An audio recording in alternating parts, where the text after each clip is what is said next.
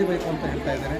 So ಆ ಒಂದು ಮನಸ್ಥಿತಿ ಇಟ್ಕೊಂಡೆ ನಮ್ಮ ಕಾಲೇಜಿನ ಫಲಿತಾಂಶ ಪ್ರತಿ ವರ್ಷ ಆಲ್ಮೋಸ್ಟ್ 100% ಬಂದಿದೆ. ಒಂದು 5 ವರ್ಷದಲ್ಲಿ 100% ರಿಸಲ್ಟ್ ಕೊಟ್ಟಿದ್ದಪ್ಪ ಸಾಕು ಅನ್ನೋ ನೆಮ್ಮದಿಯಲ್ಲಿ ಇಟ್ಕೊಳ್ತಾ ಇದ್ರು.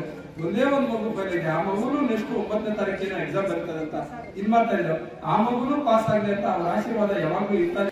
ಕೆಆರ್ಪುರ ಕ್ಷೇತ್ರ ರಾಮಮೂರ್ತಿ ನಗರದ ಅಂಬೇಡ್ಕರ್ ನಗರ ಸರ್ಕಾರಿ ಶಾಲೆ ಹಾಗೂ ಪದವಿ ಪೂರ್ವ ಕಾಲೇಜಿನಲ್ಲಿ ಸೇವೆ ಸಲ್ಲಿಸಿ ನಿವೃತ್ತರಾದ ಪ್ರಾಂಶುಪಾಲ ಪ್ರಕಾಶ್ ಕುಮಾರ್ ಹಾಗೂ ಶಿಕ್ಷಕರಾದ ತುಳಸಾಬಾಯಿ ಅವರನ್ನು ಇಟಾಚಿ ಮಂಜುನಾಥ್ ಅಭಿನಂದಿಸಿ ಬೀಳ್ಕೊಟ್ಟರು.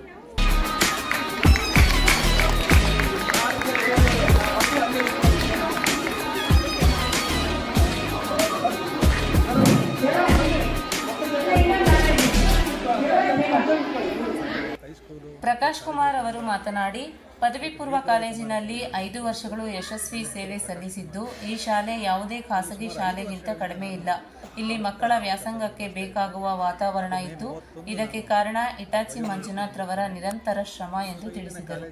ಹೈಸ್ಕೂಲ್ ಮತ್ತು ಪ್ರಾಥಮಿಕ ಶಾಲಾ ಶಾಲೆಯಿಂದ ವತಿಯಿಂದ ನನಗೆ ಇವತ್ತು ಬೀಳ್ಕೊಡುಗೆ ಸಮಾರಂಭ ಇಟ್ಕೊಂಡಿದ್ರು. ಅದಕ್ಕೆ ನಾನೆಲ್ಲರಿಗೂ ಕೃತಜ್ಞತೆಯನ್ನು ಸಲ್ಲಿಸ್ತೇನೆ. ಆದರೆ ಈ ಒಂದು ಕ್ಯಾಂಪಸ್ನ ವಿಶೇಷ ಏನಪ್ಪ ಅಂತಂದರೆ, ನಾನು ಎಷ್ಟೋ ಕಾಲೇಜುಗಳಲ್ಲಿ ಕೆಲಸವನ್ನು ಮಾಡಿದ್ದೇನೆ. ಅಲ್ಲಿ ಒಂದು CBC ಇರುತ್ತೆ, ಆದರೆ ನಾಮಕಾವಸ್ಥೆಗೆ ಮಾತ್ರ ಒಂದು CBC ಇರುತ್ತೆ ಅಂತ ಹೇಳ್ಬೋದು. ಆದರೆ ಇಲ್ಲಿಯೇ ಒಂದು ಅದು ವಿಶೇಷನೇ ಬೇರೆ. ನಾನು ಬಂದಾಗಿದ್ದಂಥ ಕಾಲೇಜಿನ ಒಂದು ವ್ಯವಸ್ಥೆಗೂ ಅಥವಾ ಈ ಶಾಲಾ ಆವರಣದ ವ್ಯವಸ್ಥೆಗೂ ಇವತ್ತಿನ ವ್ಯವಸ್ಥೆಗೆ ನೋಡಿದಾಗ ಭಾಳ ವ್ಯತ್ಯಾಸಗಳನ್ನ ನಾನು ನೋಡ್ತಾ ಇದ್ದೇನೆ. ಸೊ ಇದಕ್ಕೆಲ್ಲ ಏಕೈಕ ವ್ಯಕ್ತಿ ಕಾರಣ ಅಂತಂದರೆ ಅದು ನಮ್ಮ ಮಂಜುನಾಥ್ ಸರು. ಎಲ್ಲರೂ ಪ್ರೀತಿಯಿಂದ ಅವ್ರನ್ನ ಇಟಾಚಿ ಮಂಜು ಅಂತ ಕರೀತಾರೆ. ಸೊ ಅವರ ಸಹಕಾರದಿಂದ ಇವತ್ತು ಈ ಒಂದು ಶಾಲೆ ಇವತ್ತು ಒಂದು ಯಾವುದೇ ಒಂದು ಪ್ರೈವೇಟ್ ಶಾಲೆಗಿನ್ನ ಅತ್ಯದ್ಭುತವಾಗಿ ಮುಂದೆ. ಆದರೆ ನಮ್ಮ ಕಾಲೇಜಿಗೆ ಬರಲಿಕ್ಕೆ, ಈ ಶಾಲಾವರಣಕ್ಕೆ ಬರಲಿಕ್ಕೆ ಎಂಟ್ರೆನ್ಸ್ ಒಂದು ಸ್ವಲ್ಪ ಪ್ರಾಬ್ಲಮ್ ಇದೆ. ಅದಕ್ಕೇನಾದರೂ ಒಳ್ಳೆಯ ಒಂದು ಎಂಟ್ರೆನ್ಸ್ ಆಗಿದ್ದೇ ಆದರೆ ಇನ್ನೂ ಅದ್ಭುತವಾದಂಥ ಈ ಶಾಲೆ ಆಗುತ್ತೆ. ಎಲ್ಲ ಏನು ಪ್ರೈವೇಟ್ ಸ್ಕೂಲ್ಗಳು ಅದಕ್ಕಿಂತ ಮೀರಿದ ಮಟ್ಟದ ಒಂದು ಶಾಲೆ ಆಗುತ್ತೆ.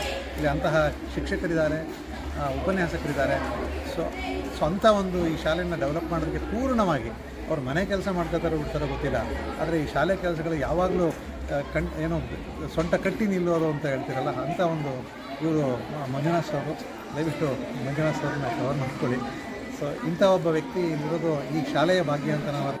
ಇಟಾಚಿ ಮಂಜುನಾಥ್ ಮಾತನಾಡಿ, ಪ್ರಕಾಶ್ ಸರ್ ಮಕ್ಕಳಲ್ಲಿ ಮಕ್ಕಳಾಗಿ ಶಿಕ್ಷಕರ ಜೊತೆ ಹಾಗೂ ಪೋಷಕರ ಬಳಿ ನಡೆದುಕೊಳ್ಳುತ್ತಿದ್ದ ಬಾಂಧವ್ಯವನ್ನು ನಾವು ಮರೆಯಲು ಸಾಧ್ಯವಿಲ್ಲ. ಅವರ ನಿವೃತ್ತಿ ಹಾಗೂ ಅವರ ಸೇವೆಯನ್ನು ನಮ್ಮ ಶಾಲಾ ಮಕ್ಕಳು ಮರೆಯಲು ಸಾಧ್ಯವಿಲ್ಲ ಎಂದು ತಿಳಿಸಿದರು.